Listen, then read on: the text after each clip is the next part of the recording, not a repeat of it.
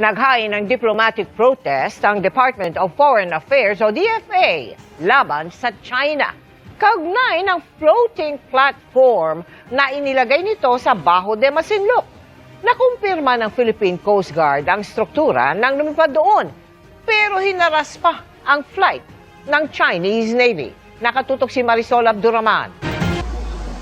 May 5 metrong lapad, 6 hanggang 7 metrong haba at deck areang nasa 30 square meters.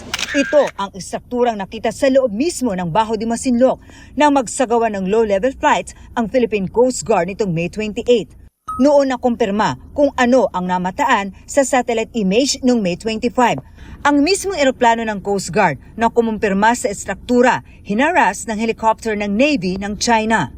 A PLA Navy helicopter also intercepted or tried to harass the Philippine Coast Guard aircraft in May 28. Bago nito, may namataan ng 2 Chinese research vessel noong May 21 sa lugar na siyang pinaniniwalaang nagdala sa istrukturang itinuturing ng Movable Floating Platform.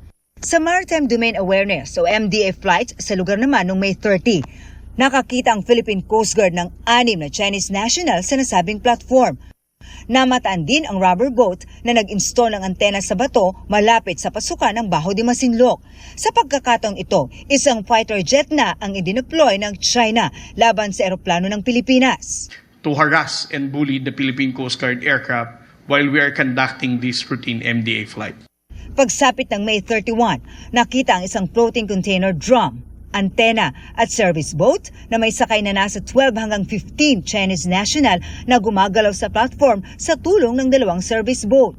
Ang presensya at ang ginagawa raw ngayon ng China sa Bajo de Masinloc ay itinuturing ng National Task Force for the West Philippine Sea na iligal at hindi otorisado. Malinaw naman daw kasing nasa loob ito ng Exclusive Economic Zone ng Pilipinas. May layo lang ito na 119.65 nautical miles mula sa Zambales, higit na malapit kumpara sa mahigit 500 nautical miles na distansya nito sa China.